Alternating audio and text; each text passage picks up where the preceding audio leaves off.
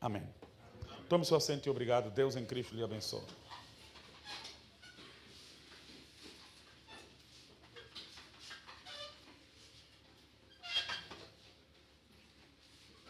Aleluia.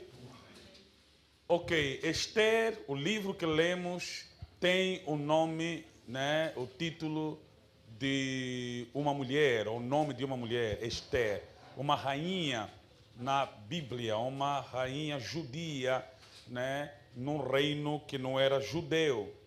Mas é interessante como se deu toda essa história. É um livro de 2 livros bíblicos que tem nome de mulher.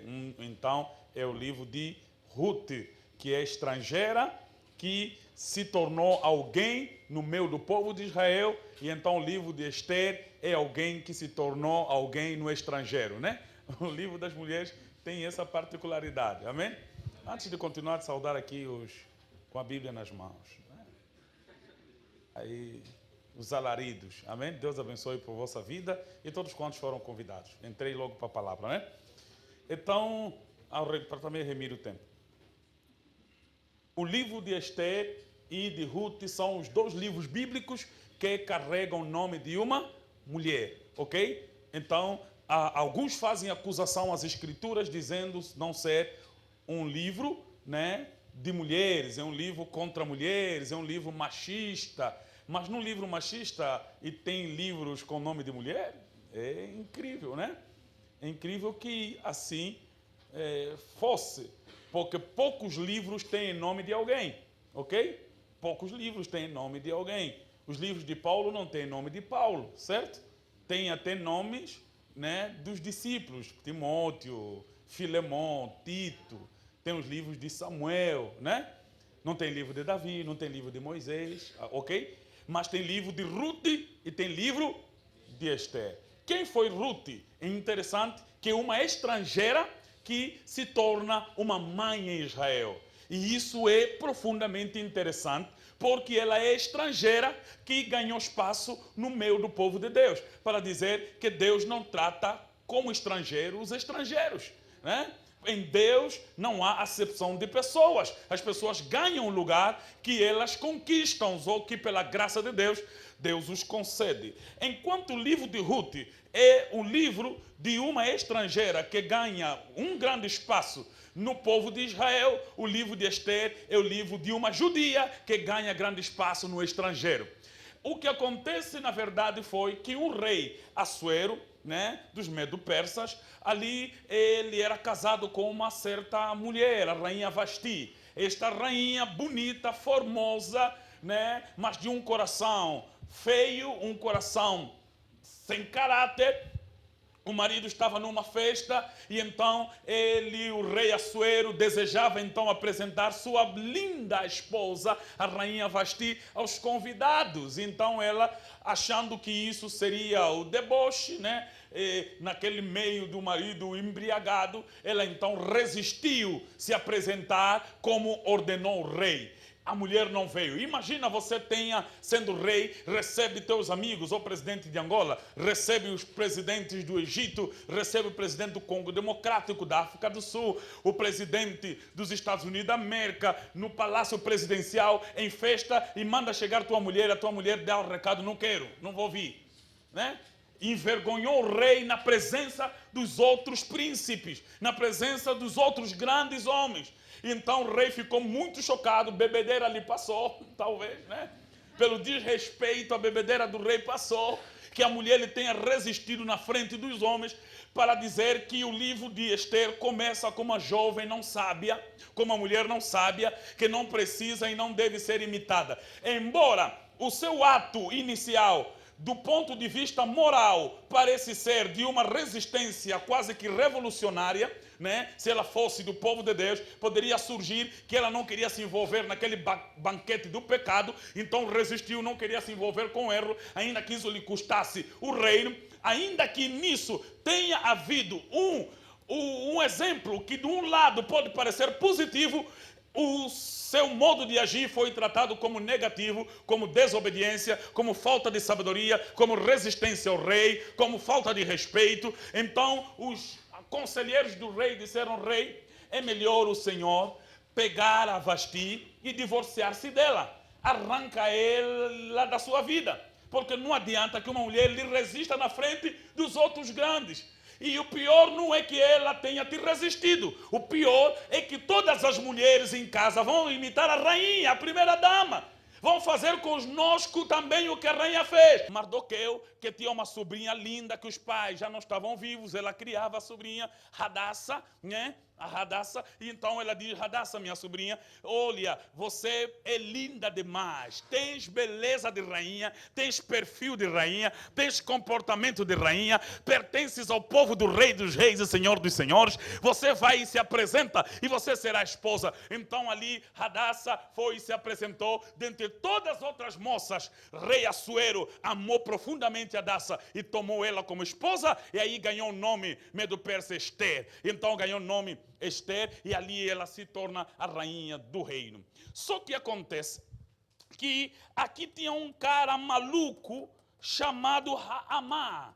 Amã era um maluco que trabalhava no reino do rei Assuero, casado com a rainha, agora a rainha Hadassa, a rainha Esther. Mas esse Amã odiava os judeus, era antissemita, é um comportamento de Hitler. Ele queria acabar com os judeus, fazê-los desaparecer da terra, porque existe um ódio no homem quando existe Deus no outro homem. É um ódio sem justificativa. Eles querem simplesmente matar quem tem Deus, odeiam quem tem Deus, perseguem quem tem Deus. Por isso Jesus diz: quem quiser seguir a Cristo piamente sofrerá muitas perseguições. Ele nos alertou: no mundo tereis aflições, mas tende bom ânimo. Amados, quem tem Cristo plenamente não será totalmente amado pelas pessoas, não será apreciado, antes pelo contrário, será odiado, será resistido, será contrariado. E quando você for contrariado, sofrer muitas perseguições por amor a Cristo, glorifique a Deus, porque você está andando piamente nos conselhos do Altíssimo, nos conselhos de Deus. Agora, infelizmente, hoje ter Deus é ser amado. E ali então construímos um país onde os políticos são amigos dos pastores, batem palma e comem juntos na mesa, e o político elogia o pastor. Amados, elogiam demais porque fazemos cada vez menos para o nome de Deus. Porque se nós pregássemos o evangelho genuinamente, teria muitos políticos a nos odiar, teria muita gente contra nós. Por isso exorto a igreja: vamos andar piamente, ainda que tenhamos inimizade com os homens, venhamos a manter a amizade com Deus. Então ele queria matar os judeus simplesmente. Então Amã planejou como iria matar. Talvez encheu a cabeça do rei de mentiras, e então recebeu do rei um decreto para matar todos os judeus. Aí o decreto saiu que os judeus tinham que ser todos mortos. Ai, Mardoqueu ficou em choque, disse: meu pai, vão matar todo mundo. Amado, o livro de Esther é o único livro onde o título Deus ou o nome de Deus não aparece. Nunca aparece Deus, não aparece o nome de Deus, só aparece o dedo dele, só aparece as mãos dele, só aparece o agir dele. E por isso eu penso que a questão não está no quanto falamos de Deus, mas no quanto vivemos. Não é o tanto de Deus que sai da nossa boca, mas o tanto de Deus que existe na nossa vida e no nosso exemplo. Amado, o livro de Esther é esse livro onde Deus não é mencionado, mas sua glória é testemunhada, a sua presença é viva. Deus não é visto no templo, mas é visto no palácio, na rainha Esther. Ela não é vista, Deus não é contemplado nos discursos das sinagogas, não tem sinagoga, mas tem um povo que ainda preserva a confiança em Deus. Amados, então acontece que os judeus deviam ser mortos. Mardoqueu entrou no jejum, ficou no portão do palácio, em jejum, em lágrima, em choro, diante de Deus. Então ela disse, mandou um recado lá para o palácio: avise a Esther, avise a rainha que o povo dela vai morrer. Lhe avisem que o povo dela vai ser morto. Saiu um decreto. E ela também é judia, é minha sobrinha. Falta poucos dias para nos matarem a todos. Deem recado a ela que vamos acabar. Faça alguma coisa. O que é que eu vou fazer? Meu tio, o que é que eu faço? Esse reino já tem um histórico de desobediência da rainha. A rainha saiu exatamente porque não foi no dia que o rei queria que ela viesse.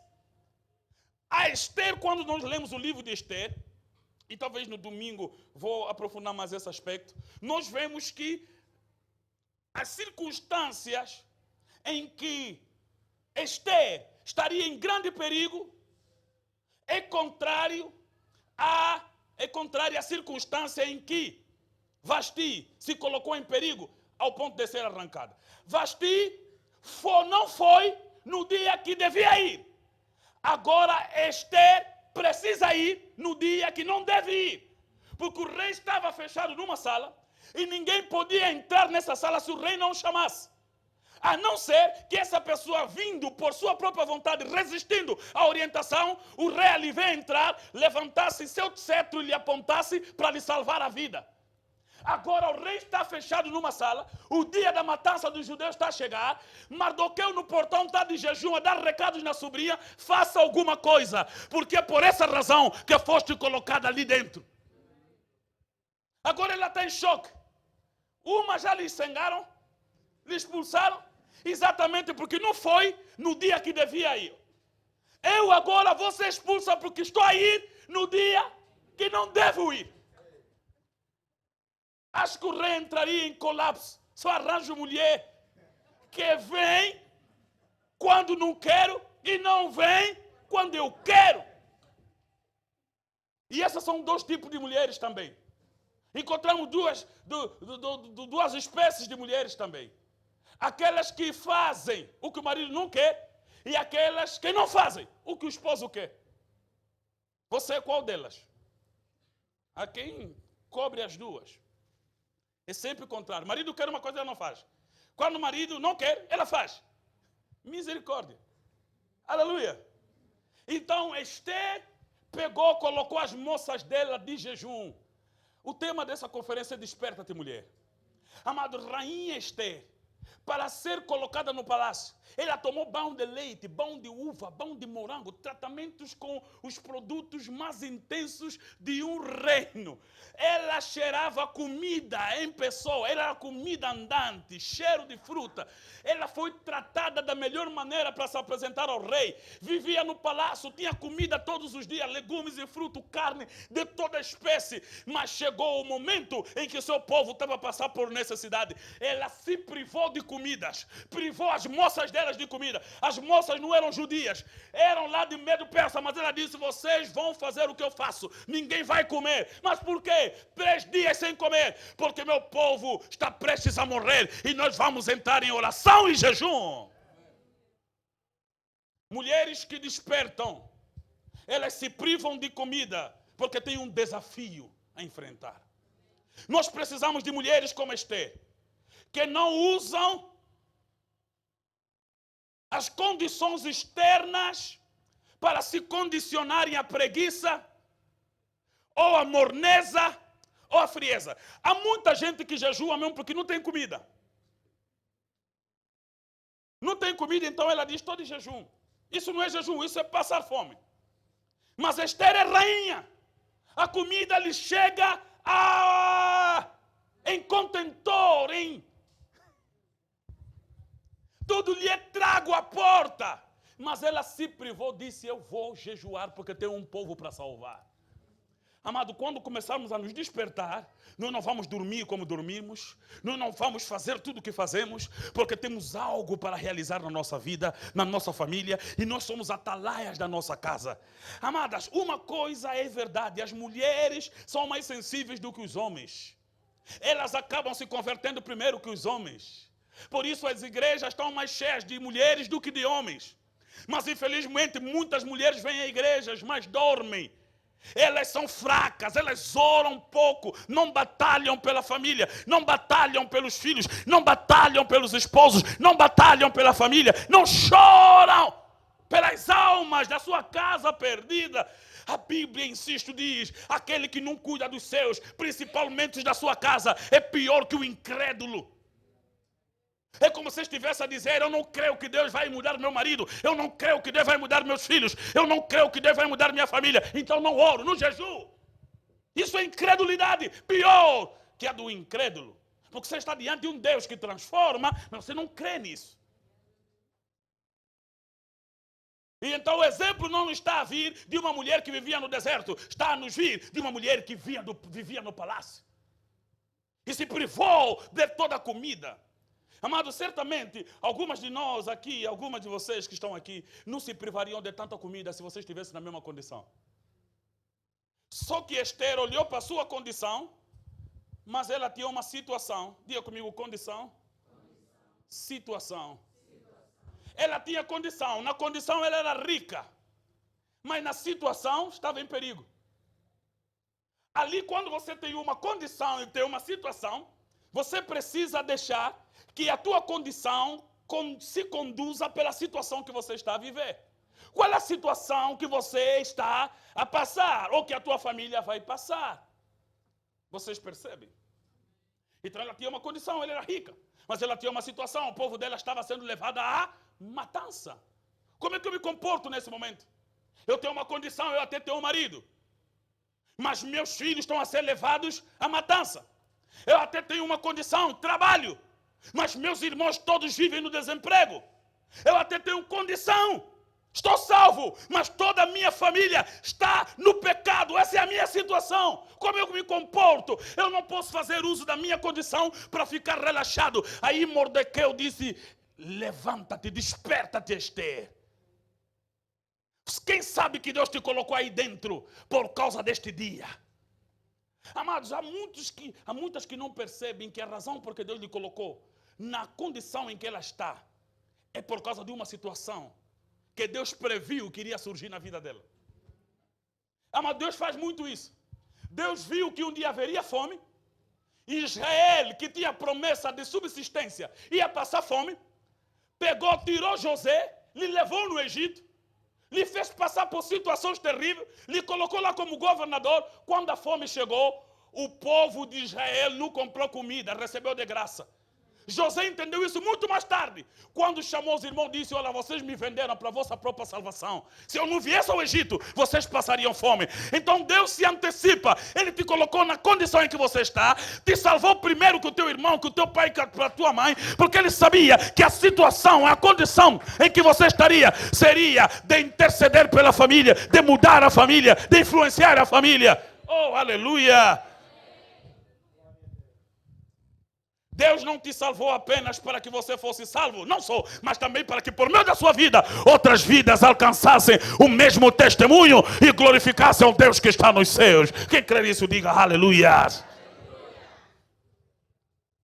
Existe salvação, mas existe também missão. A tua vida foi salva, mas você tem uma missão de influenciar tua família neste mesmo caminho. Quem sabe que é por isso que você está nessa posição, Esther? Quem sabe que a condição em que você está seja exatamente por causa da situação que vamos passar? Então Esther botou jejum e falou com Deus dos céus. Ficou em jejum, jejuou, ficou com fome, emagreceu, perdeu a aparência boa, mas ele queria solução para a sua família. Mulheres, o que é que você tem feito pela sua família? Infelizmente, algumas já se cansaram até de orar. Amados, quem se cansou de orar não orou bem. Porque quem ora não cessa. Porque quando nós oramos por uma situação e o Espírito Santo coopera na nossa oração, essa oração vai nos levar até a resposta.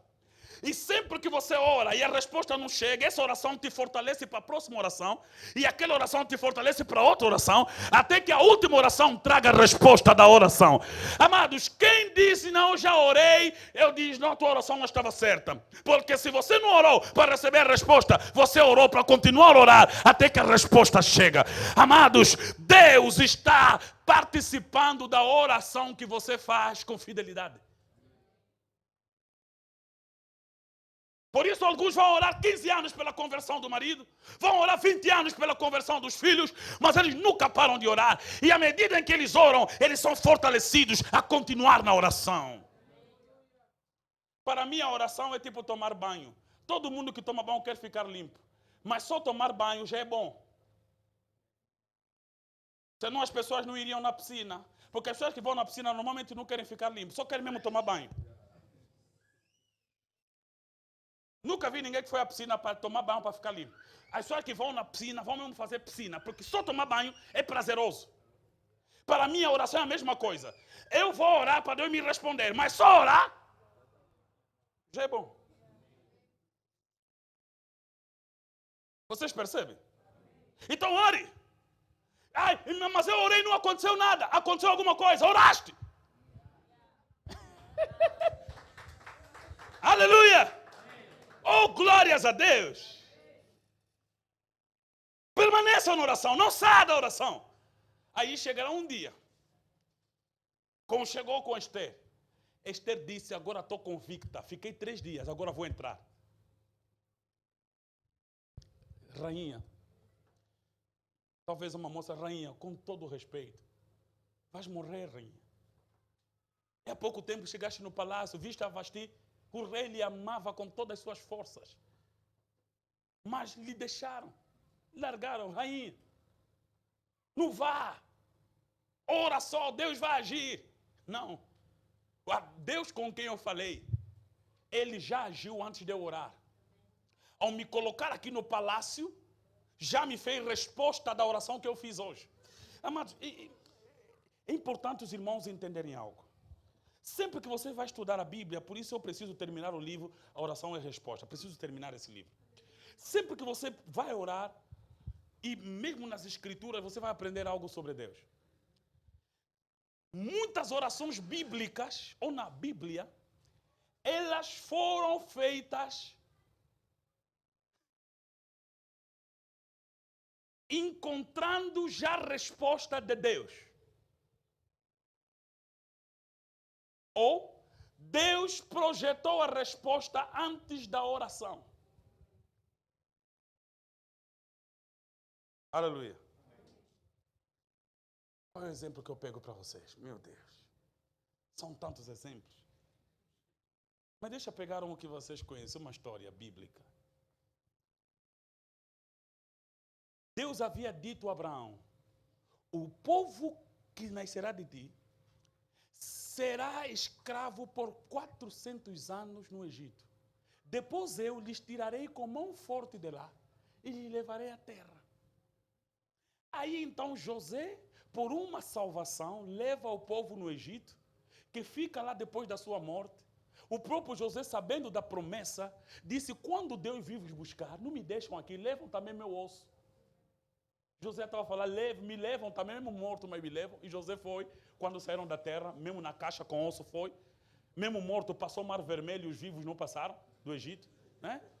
Porque os nossos mortos vivem mais do que os vivos deles. E isso é maravilhoso. Aí então, Deus projeta que a partir do Egito haveria matança dos meninos. E Moisés fosse escondido dentro do palácio. E Deus gosta de levar no palácio. Sempre que ele quer fazer uma salvação ao povo, coloca alguém no palácio. Então coloca Moisés no palácio, onde Moisés aprende sobre tudo, geografia, história, aprende sobre tudo que ele ia precisar no caminho, sendo Moisés já a resposta da oração que o povo faria. Aí então Deus permite que Moisés, gago, nervoso, mata alguém, lhe enterra, um egípcio o vê, lhe acusa, ele foge.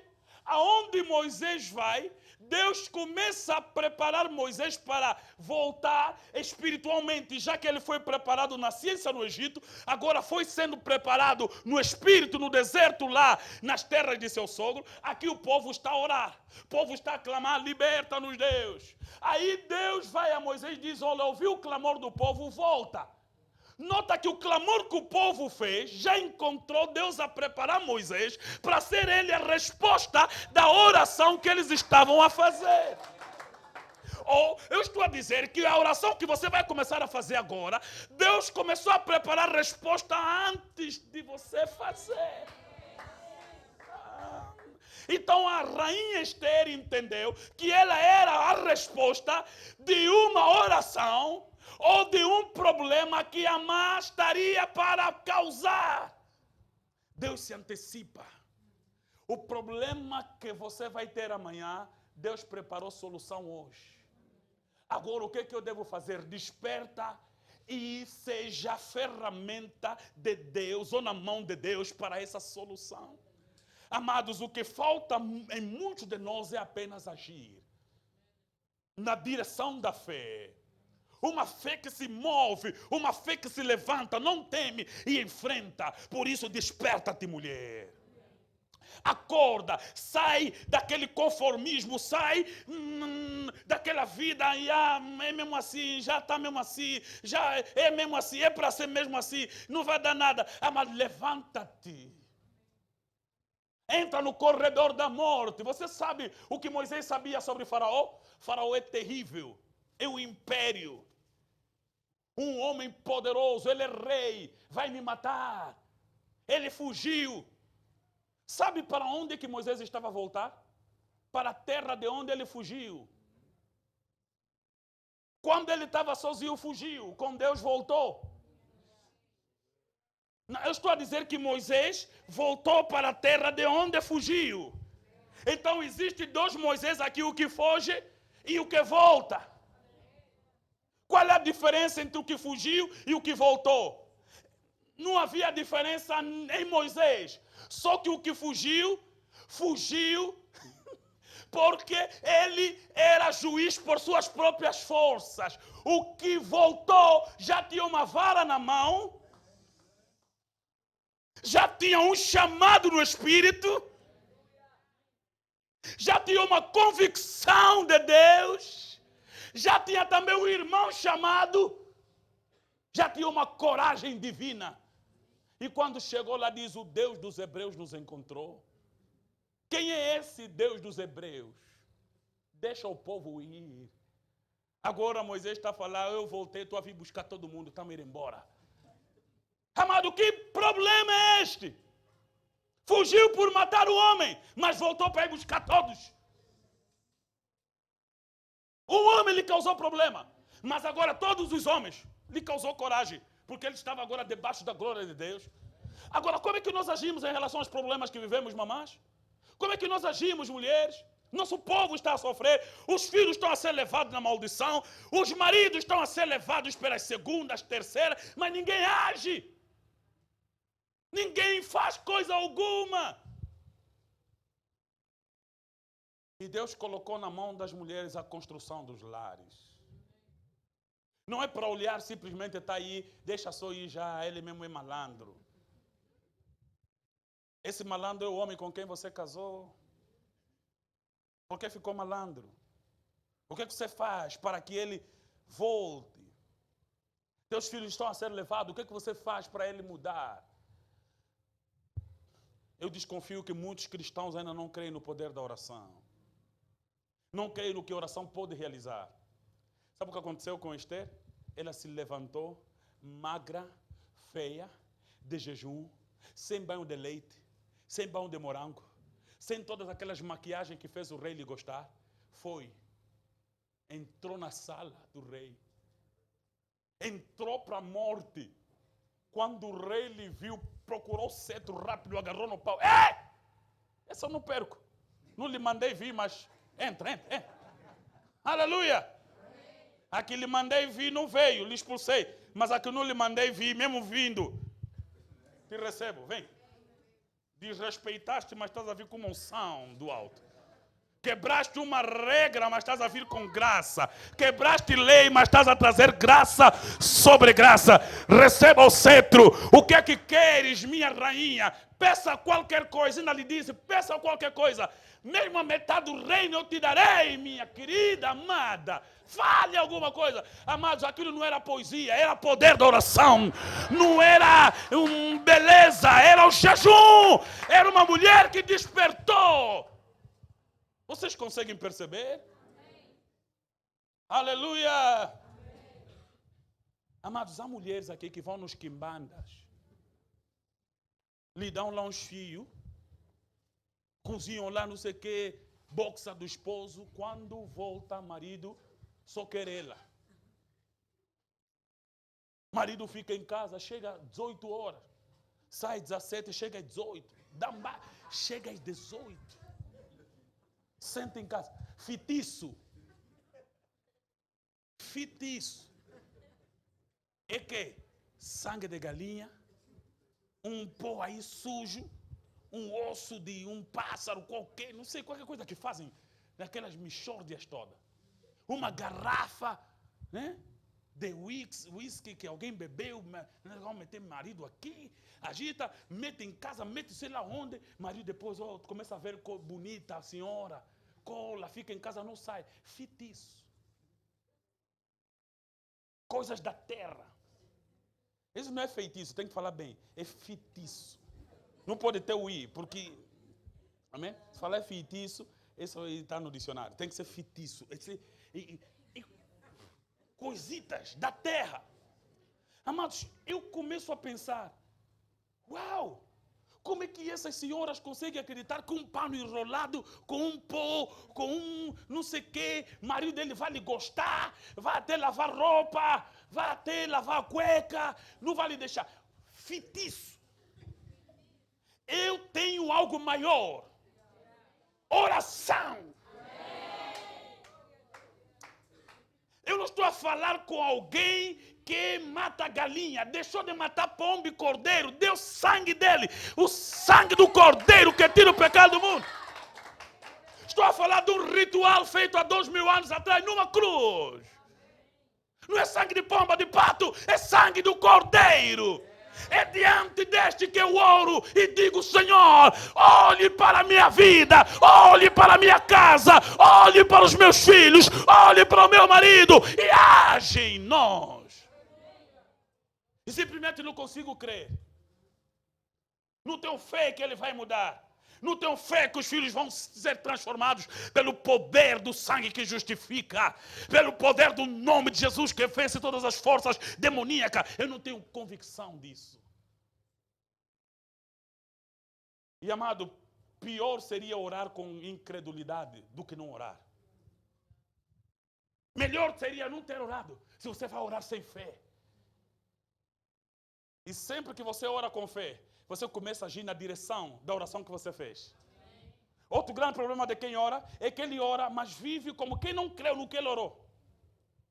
Ele diz, Senhor, transforma meu marido. Quando chega em casa, você nunca mais vai mudar. Você nunca vai mudar. Te duvido se você muda. Ah, mas você falou o que na oração? A quem você falou para mudar? Você orou pela salvação do teu filho, mas chega depois da oração, você vai morrer nessa vida.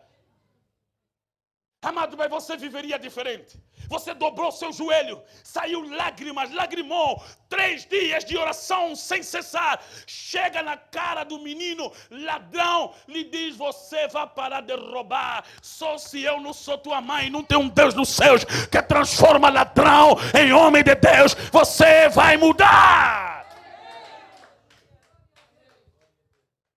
Não estou a falar de confissão positiva, estou a falar de fé.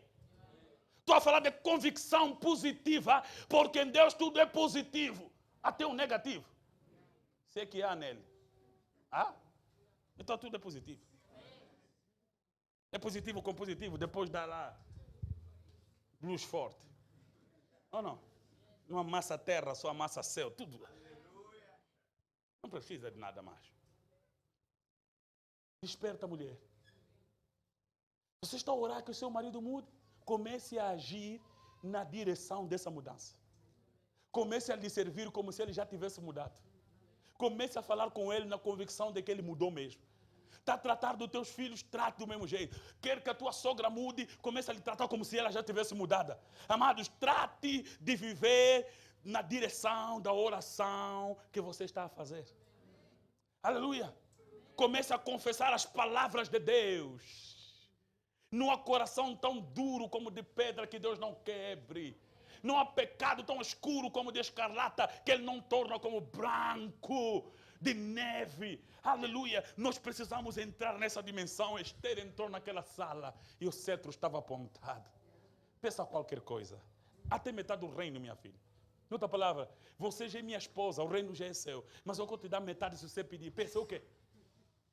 Ele diz, rei, não quero reino. Não vim buscar outra coisa. Eu só quero que o Senhor salve meu povo. Amém. Meu povo está a passar problemas, vai morrer. Quem fez isso? O rei autorizou, foi Amã. Amã! Ei, ele até já preparou uma forca lá na casa dele para Mardoqueu. Mardoqueu, tá bom. Aquela forca é dele mesmo também. Aí a história desenrola.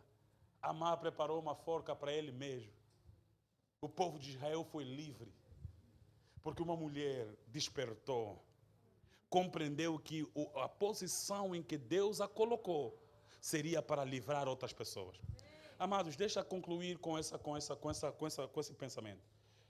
Saiba que se você é conduzido por Deus, é guiado por Deus, é guiado pelo Espírito de Deus, nenhuma posição em que você está é uma posição aleatória ou acidental. Sempre que Deus te coloca em alguma posição, em alguma situação, em alguma condição, Deus fez isso para que o seu nome fosse glorificado.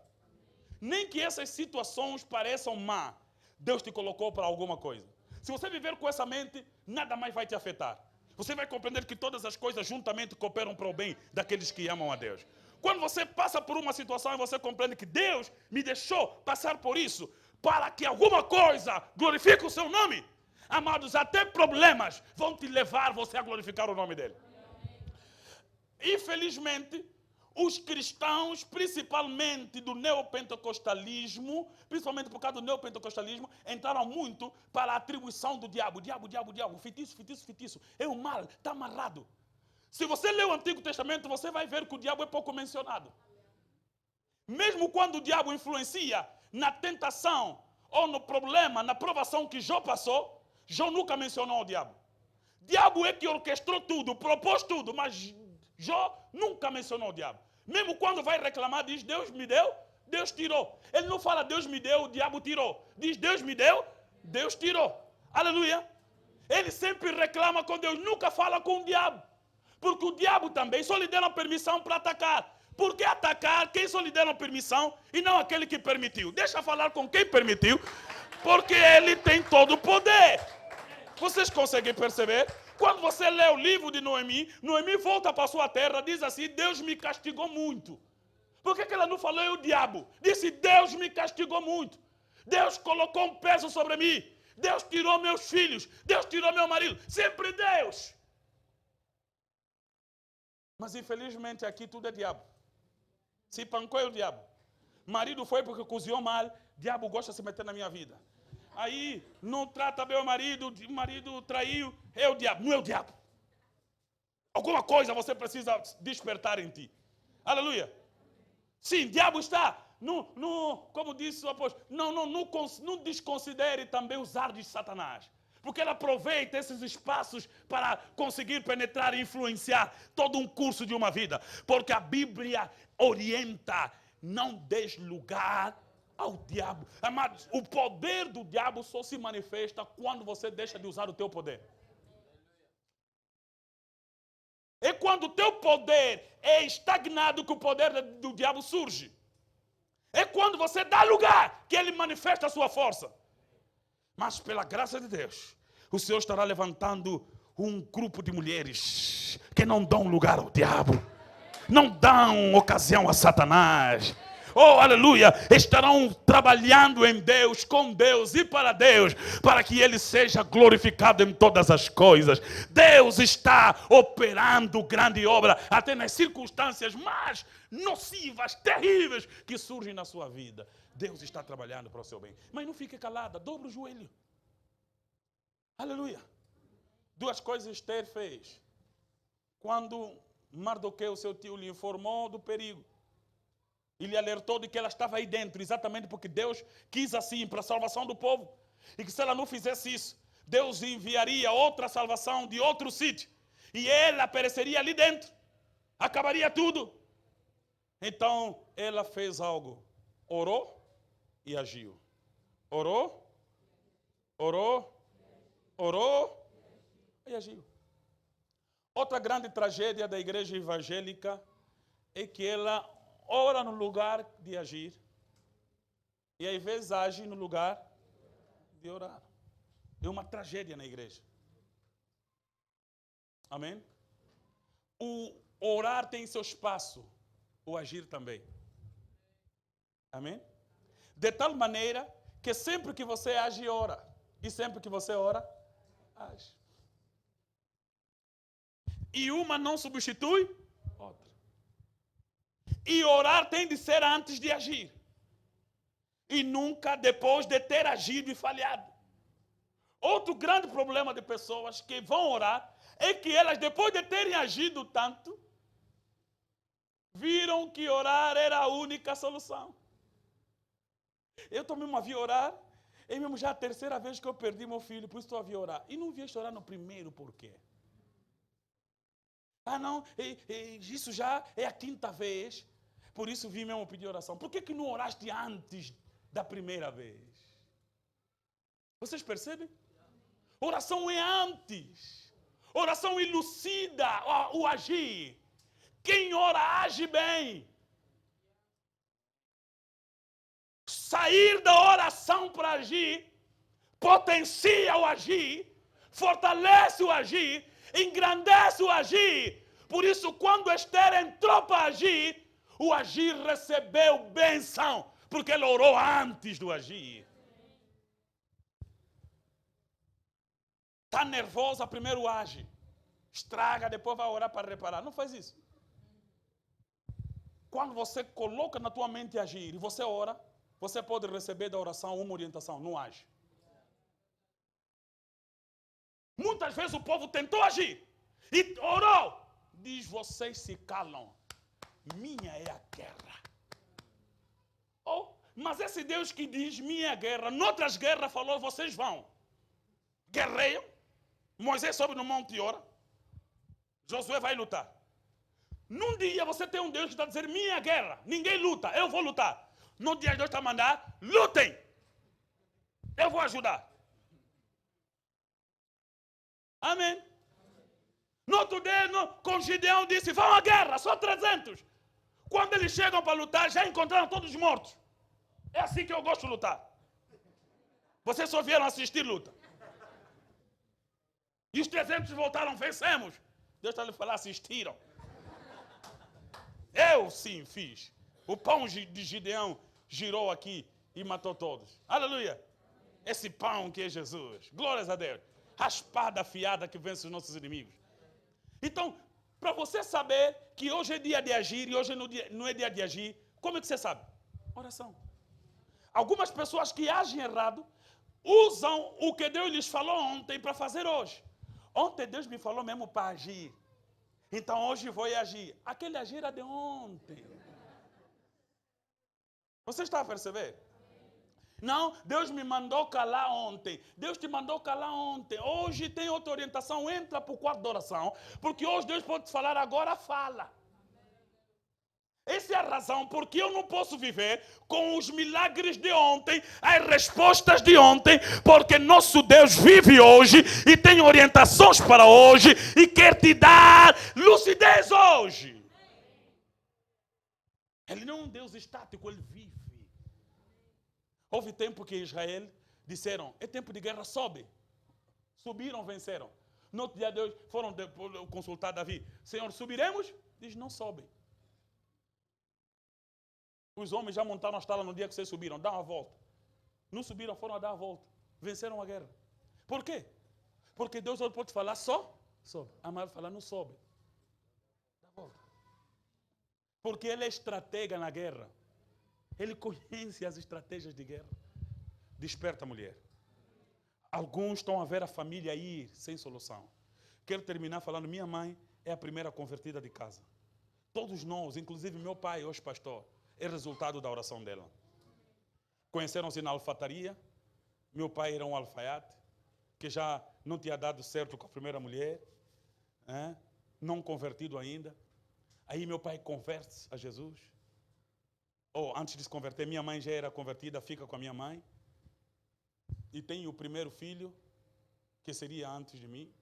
E então começam as doenças terríveis. Meu irmão ficou adoentado tremendamente. Meu pai, não sendo crente, então buscou ajudas nos curandeiros da época. Curandeiro trata daqui, trata dali, nada e tal, tal. E o filho da minha mãe, meu irmão, faleceu. E a mamãe em pânico, ainda orando, para que Deus lhe concedesse vitória. Meu pai começou a ficar adoentado, profundamente doente. E meu pai continuou nos seus curandeiros, na confiança de quem? Daqueles que não salvaram o seu filho. Mas ele foi. O quimbandeiro que estava tratando meu pai começaram a lhe apertar também. Disse, Roy, não vem mais aqui. Porque as coisas aqui estão duras. É melhor você ir numa igreja.